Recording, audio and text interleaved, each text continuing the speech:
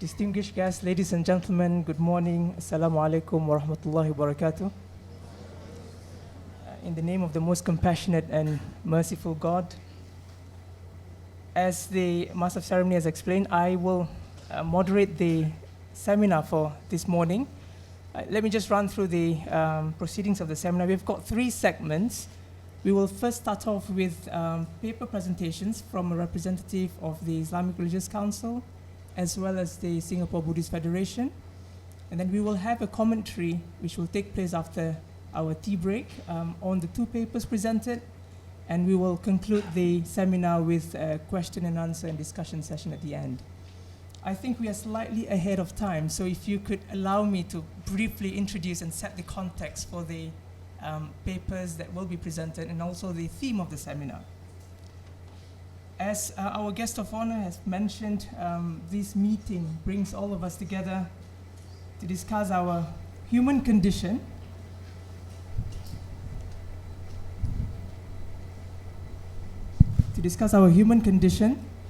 and our most fundamental human traits that we share, that we all have wants and we all have desires, but we also suffer in the process. And these sufferings take different forms in our lives. We see some of them more dramatically than others. Some are very personal to ourselves, but also in our own communities and societies, as well as in the environment. For those of you who listen to pop songs, if you know Christina Perri, I think she captures this aspect of our lives very beautifully in the song Human, when she says that we bleed when we fall down, and we crash and we break down. Does that resonate with anyone? Not very sure. But the good thing is our religious traditions explain suffering. And not just explain suffering, but also explain the purpose of it and the meaning to it. And because of these explanations, it gives us the strength to rise above pain and suffering and to grasp something deeper and more meaningful to it. Like we find in Buddha's teachings on dukkha, also in the Quranic emphasis on al-ibtila, or test or trials of sufferings. So you find this verse in Surah 2, 155, that God tests us with fear, hunger, and loss of lives and fruits. Testing. Is that better? My apologies then if you've not heard completely what was mentioned earlier. So in the Quran, this particular verse about God testing us with trials of fear, hunger, and loss of lives and fruits. And also in the Apostle Paul's epistle to the Corinthians, in 2 Corinthians 4, verses 8 to 10, Paul says it beautifully: we are afflicted in every way, but not crushed, perplexed, but not driven to despair, persecuted, but not forsaken, struck down, but not destroyed. So this commonality that we share in our traditions bring us together to have this dialogue. But we also meet and discuss this morning for another very important reason, as our guest of honor has also mentioned, and also by our previous guests, because we firmly believe that collectively humanity can make the difference. And this morning we want to reflect on 2 ways in which we can make this difference, for all of us to rise above our human condition that we share, to suffer in lives.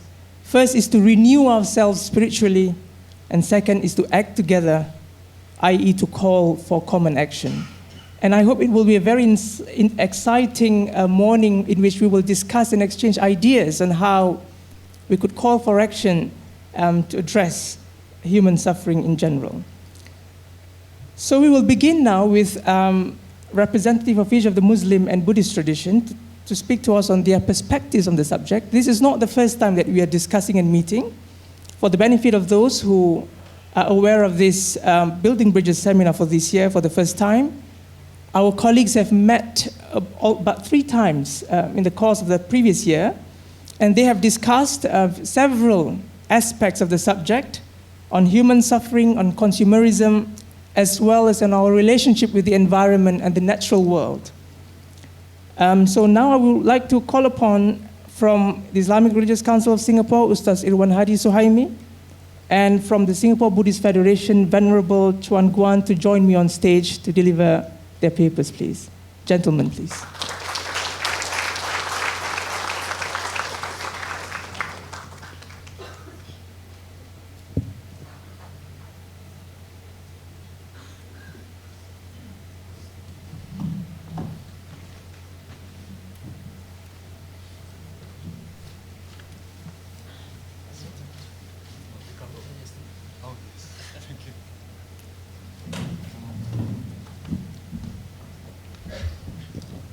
Allow me to introduce our speakers very briefly. You will find their detailed sort of biography in the brochure on the seminar that you have in your hands. The first speaker is Ustaz Irwan Hadi Suhaimi from the Office of the Mufti. He's heading the Office of the Mufti. He's my very good colleague. I see him every day, probably almost every day.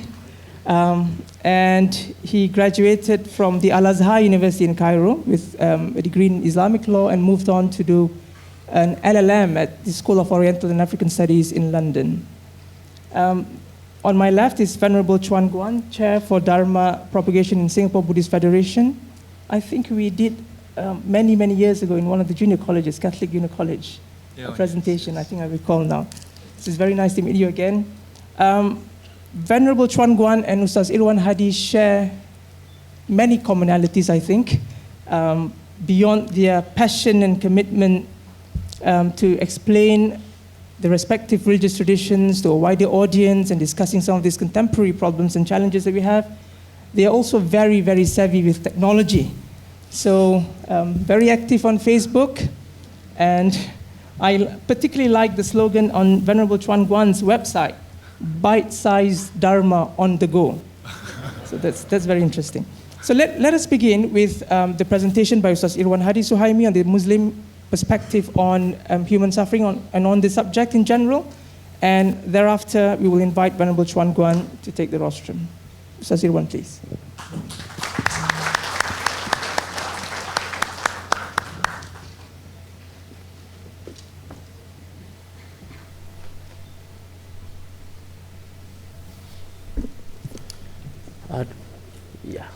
Thank you. Our guest of honor, Minister of State, Mr. Sam Tan Chin Chong, honorable religious and community leaders, distinguished guests, and friends. Assalamu alaikum wa rahmatullahi wa barakatuh, and very good morning to all.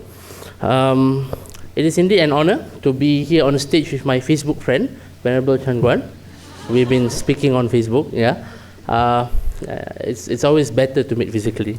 And also to be with all of you. Basically, allow me to just set the context for our discussion this morning. Ladies and gentlemen, we are living in a time where the constant broadcasting of images of suffering due to wars, famines, and poverty, both in the social media and mainstream media, may potentially make us become numb and desensitized. Now, this is especially when we, in a developed first world country such as Singapore, are more preoccupied with a life enmeshed in a cycle of consumption where material possessions, to a very large extent, define our meaning of happiness and the good life as highlighted by our guest of honor.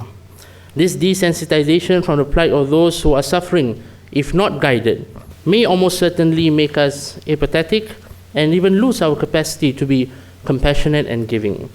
The growing divide between the rich and the poor and the devastation of the environment resulting in climate change are some of the outcomes rooted in our excessive desire and greed.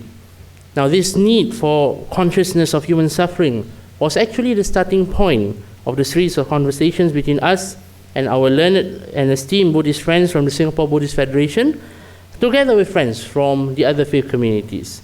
And I intend to share with you all today some of our key reflections from those meaningful conversations that we have had. Ladies and gentlemen, basically the journey has helped to build a sense of togetherness and common purpose that despite differences in our theological beliefs, the way we worship, and the way we lead our own meaning of the good life, we certainly share common issues and challenges as Singaporeans and members of the human race living in this relatively small world that we call home. Our journey together started with the consciousness that human suffering occurs at different levels of the individual, societal, and even ecological. And there was convergence in recognizing the inevitability of human suffering in both the Buddhist and also Islamic traditions. In fact, I have to admit that we found moments of what is said by some philosophers as holy envy moments, especially when learning about Buddhism's deep consciousness on the impermanent cycle of life, or anicca, which then gives rise to human suffering, or dukkha. And dukkha, as we know in Malay, also means suffering and sorrow, and how Buddhists strive to liberate themselves through the Four Noble Truths and the Noble Eightfold Path. Now, this, on the other hand, gave us, the Muslim side, a deeper meaning of our own understanding of the Islamic tradition on the nature of suffering as a trial from God, and that God will not assist to change the condition of a person suffering unless he or she strives to do so upon himself or herself first. For example, I am down with flu this morning. This is a suffering with a sore throat. But nonetheless, we were taught within the Islamic tradition that for the perseverance that I have, and for the fact that I'm here today, this morning, and if I'm patient with it, it does not come empty. It serves to be a platform of reward, an opportunity for me to earn a rightful place within God's paradise. And that's how Muslims basically see trials and suffering in this life. Now, additionally also, we were reminded of our role as the vicegerents of God on this earth by leading a path of ethical living through moderation and finding the balance or equilibrium. This call for moderation has been made clear in a very important Quranic verse, as you can see here, where the Quran enjoins upon Muslims to be a just and balanced community. Prophet Muhammad, peace be upon him, himself was a great advocate for moderation and stressed in many prophetic traditions on the importance of moderation, balance, and equilibrium in life, and this is one of those many prophetic traditions that we have. Now, this then brought us to focus on the nature of suffering in the context of a modern consumerist society and its connection with the harmful effects towards the environment. In both instances, ladies and gentlemen, we observe that they are a result of excessive consumption, which has resulted in rapid and unequal development. For example, carbon emissions and deforestation are taking place to make way for industries which will develop products to fulfill the insatiable desires of the consumerist society. Ironically, the pursuit of a good life, viewed in material terms with the belief that owning things is the primary means to happiness, is actually bringing us unhappiness and suffering with its eventual impact on the environment. For example, I have a new iPhone, and within the next 2 years or lesser, I'll have to go through the despair of trying to compare the many different good phones that I would have to buy within the next 2 years. That's quite a suffering. I mean, to be honest, I was an iPhone user. I spent quite some time surveying the internet, reading a lot of articles comparing phones. Well, that's a form of suffering. But of course, not as great as many others in many worse conditions that we see in this world. And thus, we found that, or we observe again, that suffering is rooted in humanity's excessive desire and greed. The attachment to the impermanence is manifested in our fixation with consumption, which has then made us view everything around us, ourselves, others, nature, and even religion, as a commodity, as replaceable, as only marketable commodities. Now, this overemphasis on the attitude of having has made us lose our sense of being. We lose our consciousness of God, the purpose of our creation, and our human condition. We lose the sense of sacred, which resulted in the loss of home in the cosmos, and how we relate to other creations. And this has made us become alienated, spiritually worthless, and probably dehumanized. Without our sense of being, ladies and gentlemen, we would only become individualistic, narcissistic, losing our connection with the larger community and our desire to give and sacrifice for others. We would then be willing to exploit others, animals, and even the environment to fulfill those material needs and desires. Now, while admitting that it would be naive, to say the least, that religion would be the solution to this multidimensional challenge, we cannot but also acknowledge the significant role of religion, especially when at the heart of the suffering, it is due to humanity's excessive desire and greed. At the core of it, human suffering is linked to alienation arising from the dehumanizing effects of modern life. Religion is necessary to bring back humanity to its consciousness and find its place again in the order of things. At the same time, it also seeks to guide humans to view suffering as a possible turning point of enlightenment and spiritual renewal, and not just as an insurmountable problem that would only cause humans to continue down the slippery slope of self-destruction and idleness. Religions, I believe, offer responses to the human condition, and while these responses vary a great deal, they share strong positive narratives that form communities. Narratives from the stories of Buddha and Prophet Muhammad, peace be upon him, have and will continue to inspire religious communities to pursue developmental and constructive efforts in sustaining human life and environment. It may also at the same time provide moral resources which allow human beings to function creatively in harmony. It is also, but again, I would like to stress that it is also important to note that every faith tradition comes with multiple narratives. Certain narratives, while they draw from within tradition, may not necessarily be the most appropriate if it brings people away from reality, allowing them to escape from the suffering taking place before their eyes. This is certainly not the form of religious narrative that we want for or wish for.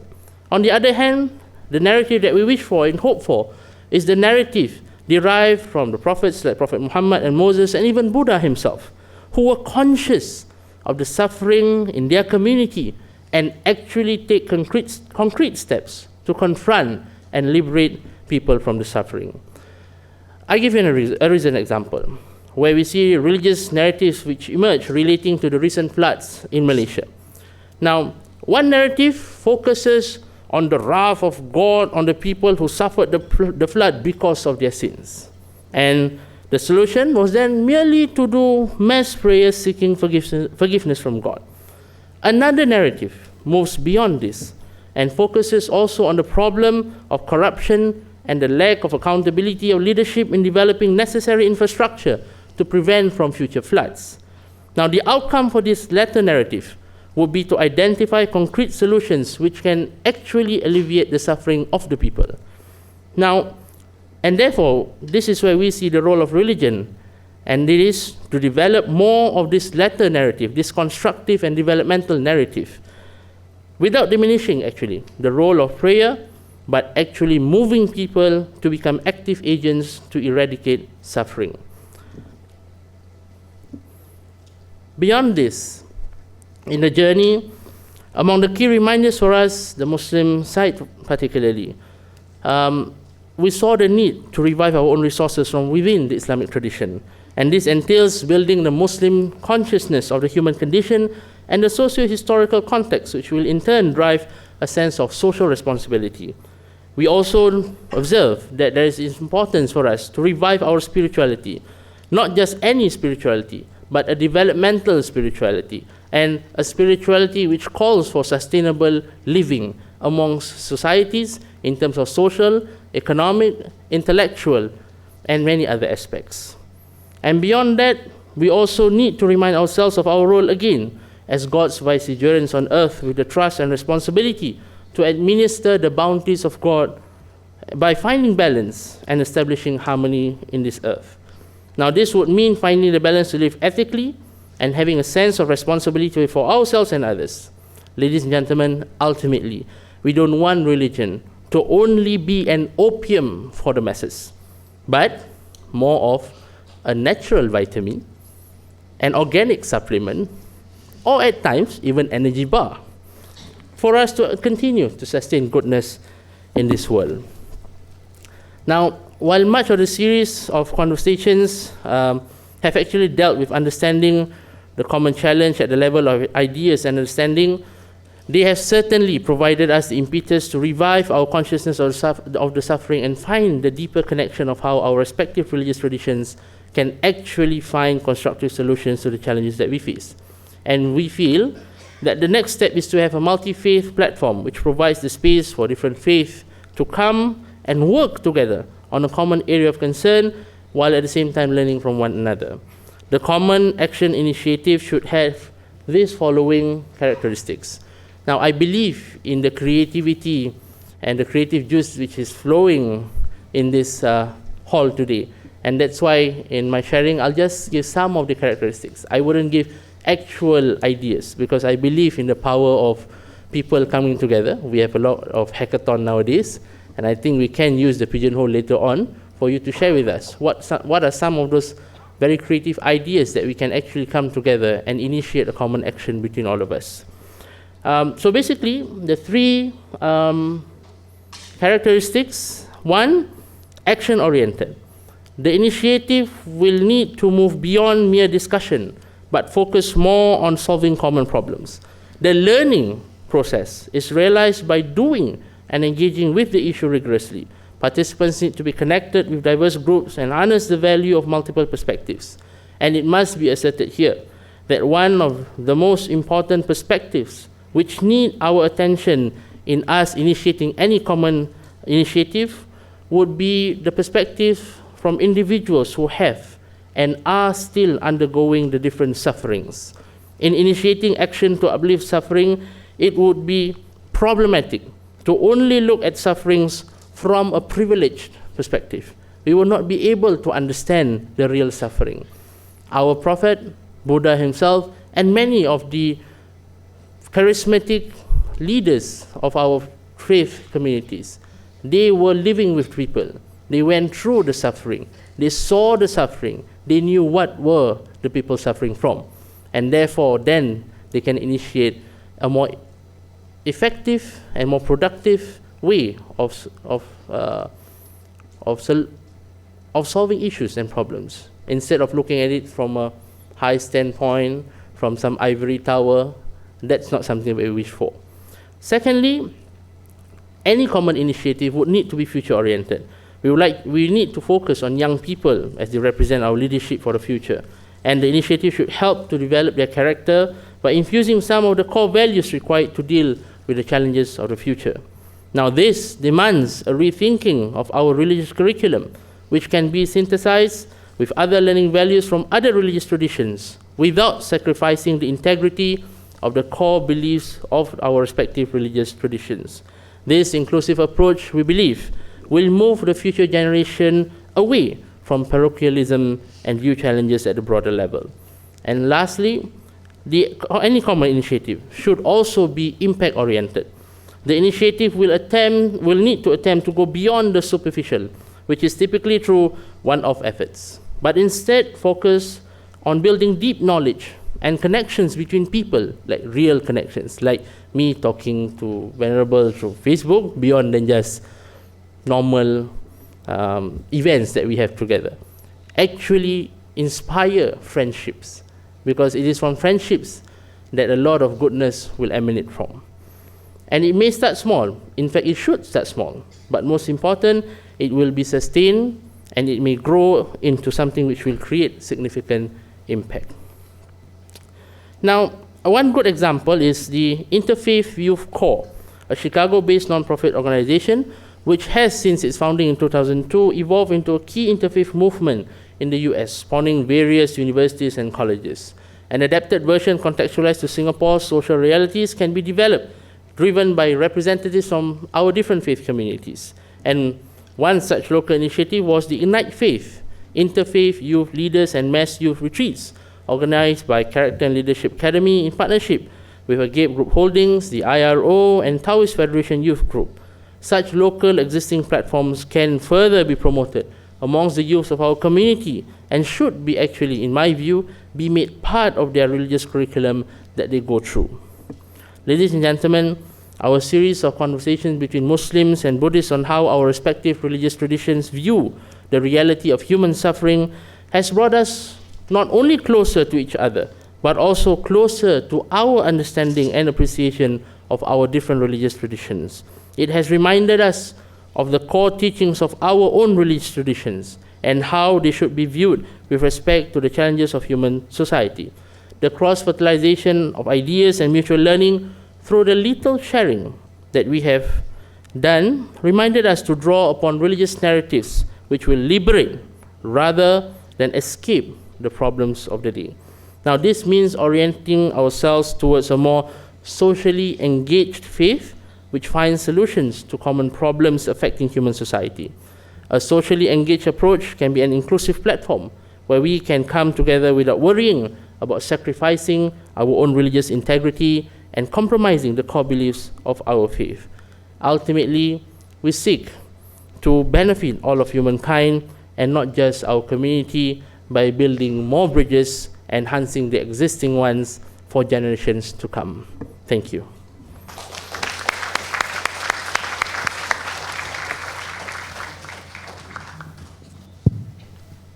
Thank you very much, Ustaz Irwan Hadi. There's a lot to think about from what he has presented. I think it's perhaps serendipitous that I also have a cold this morning. Perhaps the idea is for us to internalize the notion of suffering so that we can really feel passionate about working towards alleviate human sufferings on a broader level. Before I proceed and invite Venerable Chuan Guan to present his paper, I see a lot of students this morning joining us. So first of all, my appreciation for all of them to take your Saturday morning off.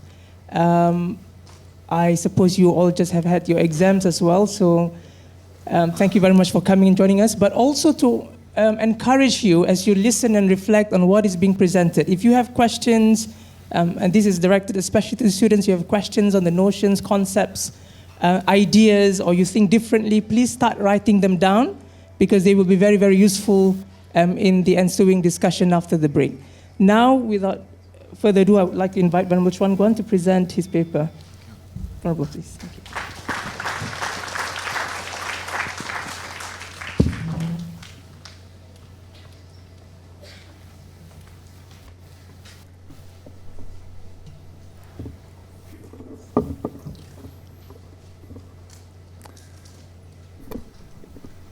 They say that there are two types of speeches that is difficult. One is after a meal. The other one is before that. I'm doing the second one. I stand between you and the tea break. Fortunately, I have 7 pages, not 15.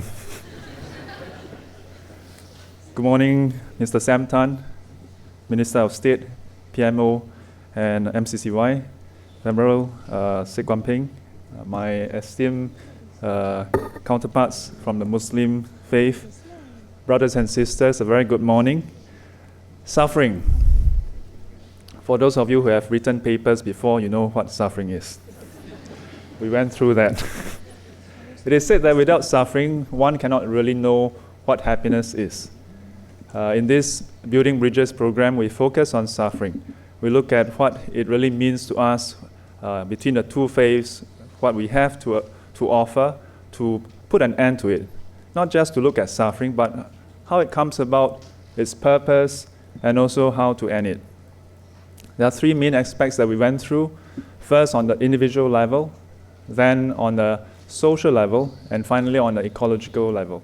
This paper that I'm presenting today is a summary of the presentation given by my 3 speakers from the Buddhist faith. I hope this do service to them. First of all, human suffering in Buddhism, we first split it into 2 aspects, physical and mental. Physical suffering, all of us know it. Since young, when we are born, we cry. Do we cry? Say yes. Yes, we cry. Since time beginningless, we have experienced much suffering, a lot of physical ones. And in order to overcome them, we come up with all kinds of ways to make things better.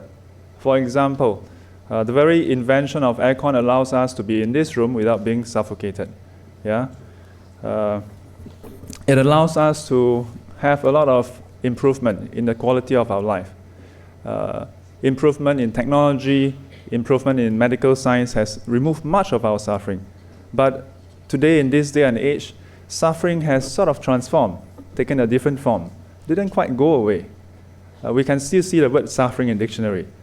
Throughout the whole world, we all still suffer, but perhaps on a different level. In this day and age, we suffer more on the mental level. Buddhism focuses on both aspects, but we'll take a look at how we look at suffering, first of all. In Buddhism, we spend a lot of time talking about suffering. In the Dhammacakkappavattana Sutta, the first sermon given by the Buddha, he talked about suffering. As a result, sometimes for many people, when we come in touch with Buddhism, it seems almost as though we are preoccupied with suffering. And so people think of Buddhism as being pessimistic. So some attempt to sort of package it, repackage it, and then ship it as a more optimistic view. I say that no, the Buddha was a realistic person. Yeah, Buddhism do not try to be pessimistic or optimistic. It gives a realistic view of suffering, of our very existence, that there is suffering. There's no denial. Just because we ignore it, we close our eyes, it doesn't go away. Yeah, so approach is really to look at it and see what is really happening there. This is the first, I like to use the word enlightened truth. Most common translation is the Four Noble Truths. In the recent years, I've been doing translation with my Dharma brother, and the word Arya, we prefer to use the word enlightened instead of noble. But in my paper, which I'll put online, and you can take a look, I've included enlightened bracket noble. So, from this first enlightened truth, we look at what suffering is, the various types. Just a very quick experiment. How many of you would like to grow old, fall sick, and die? Say no. I first brought this up in Geylang Serai, and all of them laughed. Yeah, nobody wants that. But guess what? We all have to face it. They say tax and death is certain. Yeah, but not just that. We also grow old, we also fall sick. Nobody wants that, but eventually it hits us. Not getting what we want, we suffer. The whole tribulation of life. Yeah? But at its root, what is causing suffering? Which brings us to the second enlightened truth, the cause of suffering. The Buddha didn't just stop at telling us what suffering is, but to ask us to look at suffering and say, hey, what is causing it? Yeah, what is causing it? When we get upset at work, we often think that it's because of my boss. It's always externalized. In Buddhism, we say, take a closer look. Look within. And from looking within, we realize that a lot has to do with our desire, our greed, our attachment. And so in Buddhism, we say, on an individual level, the solution is really to look within. Yeah, not search without, to look for happiness and end of suffering, but look within. Beyond suffering, there's also this aspect about our life, yeah, which the Buddha highlighted. And it is the interdependency of all things. That we are all interconnected. We don't live alone. The interdependence nature of all things is a key concept in Buddhism. On a social level, each of us play a role. In the Sigalovada Sutta, the Buddha highlighted how, with respect to one another, to our family, to our teachers, to our colleagues, our peers, we all have different roles to play. Yeah? So recognizing and understanding these roles can help us live more harmoniously. This interdependency of human beings has its own, brings about its own set of problems. If we are all alone, let me see, is that a good idea? If we are all alone? Well, we're not alone here. Staying together brings its own set of problems. If we all want something, can we all have it? Sometimes we can, like air. We can all breathe together, but there are certain resources that it's not possible. Then what can we do? What can we do about that? As a result, we struggle. In many papers or many discussions about suffering on a social level, capitalism is often blamed for it. But the fact is that throughout history, we have always struggled with resources, and because of that, there's conflict. Yeah. I say that perhaps to look beyond that and look at how we can use whatever we have to better live together. As a physical being, I know that there may be some of us here. In Buddhism, we always say sometimes there are those who are present who are not physical, from the heavenly realms or other realms. Yeah, but as far as I can see, all of us are physical. Being physical, we depend on physical resources. There's no crime or shame to accept that yes, we depend on material things. But the key thing here is to realize that our happiness do not end with material things, that material things do not bring us true happiness. It is when we fail to see that, then we simply pursue material things and comfort as an end. And that is the problem. In one of the sutta, the Buddha mentioned that it is not the I or the physical form that's the problem. It's the desire and passion that arises as a result. That is the problem. Don't go and remove your eye. Don't go and remove the physical thing. Remove the desire and passion. Now, this desire and passion on an individual level, when considered as part of society, then, wow, it takes on a whole new dimension. When a person by himself have desire, that's one thing. When he compare with others, then it becomes a disaster. In the past, we compare with our colleagues, with our neighbors, with our relatives. Today, wow, we have the new media. On Facebook, we compare with each other. Do we? No, for us, we don't compare with each other.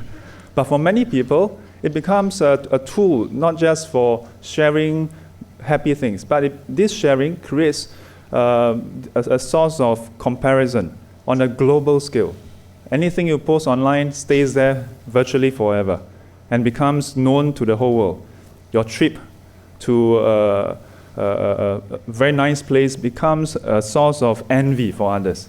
Now, I'm not suggesting that by itself is wrong, but so far, the trend is it leads towards narcissism and this sense of ego and so on. Yeah, and this becomes multifold. Beyond comparison, it also leads to, unfortunately, antisocial behaviors. In recent months especially, we can see a very prime example of that. Instead of saying, hey, let's remove social media, I think that is not the solution going forward. We should learn to say, hey, how can we live together, yeah, both in the real world and also on the online platform. So this interdependence of human beings with one another is very important. And this is a key teaching in Buddhism. And we can see how that strings from how we relate to things to how we relate to one another.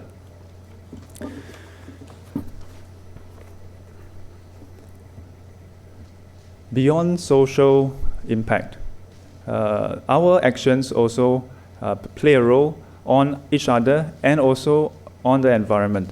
The word karma in Buddhism has become so well known in the public domain. But the word karma is often misconstrued. We often think of karma as the result, but in fact, the word karma means action. It refers to the actions done by ourselves through our physical body, through our speech, and through our mind. And of course, by speech, today it includes all forms of social media. Action. The Buddha's teaching on karma is often also misconstrued as if you do this, someone will punish you. But no, it's actually at its core about being responsible, yeah? Taking responsibility for our action. As an application of this teaching, the Buddha observed that if we are not careful of our action, there are impact on others. So he advised individuals to observe precepts. In Buddhism, there are 5 core precepts for lay people: to abstain from killing, stealing, sexual misconduct, lying, and abstaining from alcohol and intoxicants. For most people, when you come to religion and you look at the precepts, it's again one of those restriction. Yeah? But it's really not about restriction. It's about learning how to live with others. Precepts at its core is never just about ourselves. It's about how we live with others. That when we are with others, we do not physically harm others or kill them. Yeah? And not to take what is not given. It's all about respecting others' right to live, to possession, and so on. It's also about our responsibility. This responsibility extends beyond just human beings, but also to our ecology. We don't live alone, definitely not just as human beings, but we live as earthlings on this small little blue marble, as some scientists put it, floating through space. It is like what I share with some individuals. Imagine if all humanity plus animals we all live in one small glass fishbowl, so to speak. Yeah? And can you imagine how, whatever we do is going to affect others? Unfortunately, for us as individuals, it's hard to visualize that. On trips, when I take the plane, I get a sense it's a very impactful experience. Not the flying part, but when you peer out the window and you realize how small we are, not just Singapore, but all countries, that across the land, there are no borders. All these borders are written by men on paper. These are all artificial boundaries. And to realize that our actions actually impact not just ourselves, but future generations as well. Here I'm going to go quite a bit into the impact. Bees in US, and I believe perhaps also in other countries, but more importantly, in US, has been dying off. Yeah? This, as a result, has affected their agricultural sector. It is estimated that the bees were responsible for pollinating plants that produce a quarter of the food consumed by Americans. Can you imagine if the bees all just die out? What will happen to us? Yeah. We may not, most of us don't have bees as pets, huh? Yeah, but guess what? We learn from science. We all know at the back of our mind, yeah, they help us pollinate plants. But these bees are dying off. And why? It's because of some kind of insecticide. In our attempt to increase our output, in our attempt to have more, produce more, have more profit, we try to remove everybody who stand in our way. Yeah, now we succeeded. We even removed the bees. Another example that is closer to home is our haze. Now it is May, a few more months, and we're probably going to experience haze again. It is easy for us when we experience haze to complain. That's our Singapore culture. But I told somebody about this complaining culture. I said, part of the reason is because we have succeeded so well, everything is working so smoothly, we forget that things do go wrong once in a while. When trains sidetrack, when trains go 40, these days we go up in arms. But I told my students, in the 70s and 80s, blackouts are common. And some of them asked me, what is blackout? Yeah, the students up here, have you experienced blackout before? Yes? Oh. Which part of Singapore do you stay in? But it's been I'm sure once in a while, huh? But last time it was so common, and it was a fun thing for us. Yeah, serious. When I was young, it was a fun thing because when there were blackouts, then we get to bring out our candles and our lanterns, and you can see in the HDB flats, all of them coming out and then starting to chit-chat with one another. And when the lights come on, you hear, oh. As a result of this very well-oiled system that we have forgotten that things do break down. That the fact that it's working, when you flip a switch, turn on the light, turn the tap, that water comes out is because of the contributions of hundreds and thousands of individuals to make it possible. Again, the interdependence. Likewise, the bees. Likewise, guess what? The haze. We are partly involved. Studies have shown that a lot of the companies that do this slash and burn form of clearing land is actually producing timber for who? For Southeast Asian countries as well. And we are one of the major consumers. Karma. There's this expletive that I cannot say here. They say karma is something.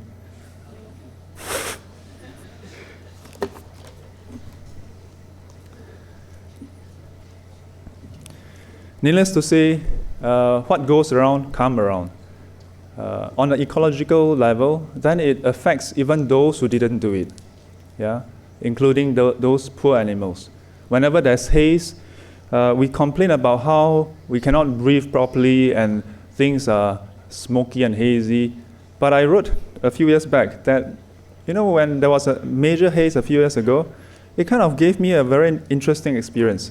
When I went down to Chinatown for an event, I thought, wow, I never seen Singapore this way. It feels like I'm in a different country. I got a free tour. But at the same time, we have to realize that while we suffer from a bit of haze, there are many, many sentient beings, living beings in the forest that die, that perish.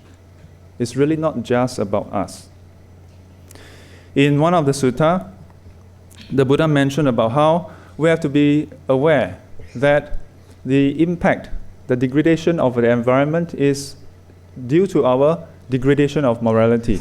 And in this case, it is through our greed and desire, our endless pursuit of material things that drives us to just consume, produce. If, as a whole, if humanity were to just simply pursue that, then it would be like a person living just to sustain his heart so that he can pump more blood and not do anything else. It would be like buying a car so that you can earn money just to maintain that car and not go anywhere.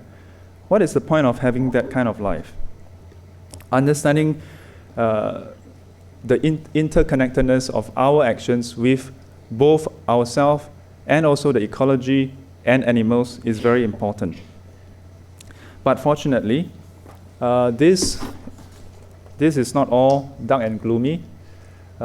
As early as 1978, that this is a positive note, something good.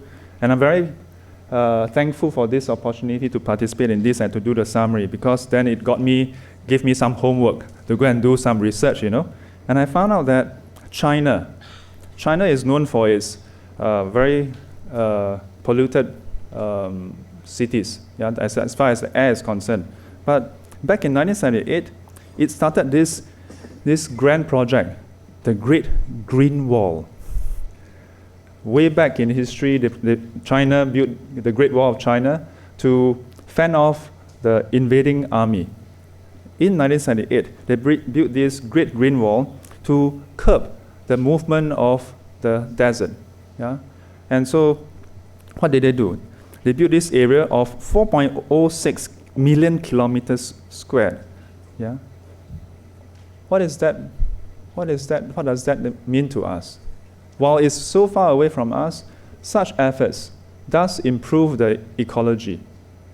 In Africa, there's also a similar project by the same name that was built in order to try to remove this desert zone in Africa.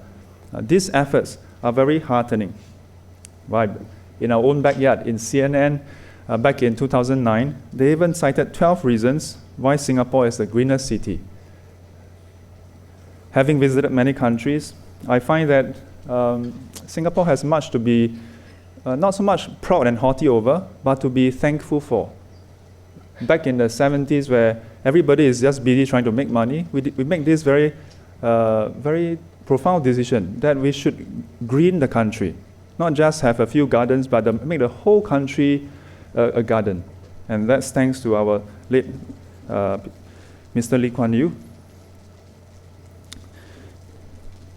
On individual note, in US, entrepreneurs like Bill Gates and his peers, they even started programs to encourage going vegetarianism. They are not Buddhists. They are not pushing forward on a spiritual or religious ground, but they are saying, look, consumption of meat is not sustainable. It requires a huge amount of water. It requires huge amount of land, and seriously, we don't have enough to go around. And so they come up with many projects to find substitutes. I will include all this. I've included all this in my paper. You can find out more from there. As much as these efforts are important and valuable, we cannot forget that all problems has its root.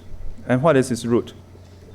We have to realize that if we just focus on ourselves, much like our Muslim brothers mentioned, to go beyond this ego, this self, that to realize that we are part of a larger picture, larger story here, then can we start to change. And change I must, because I have 2 minutes left.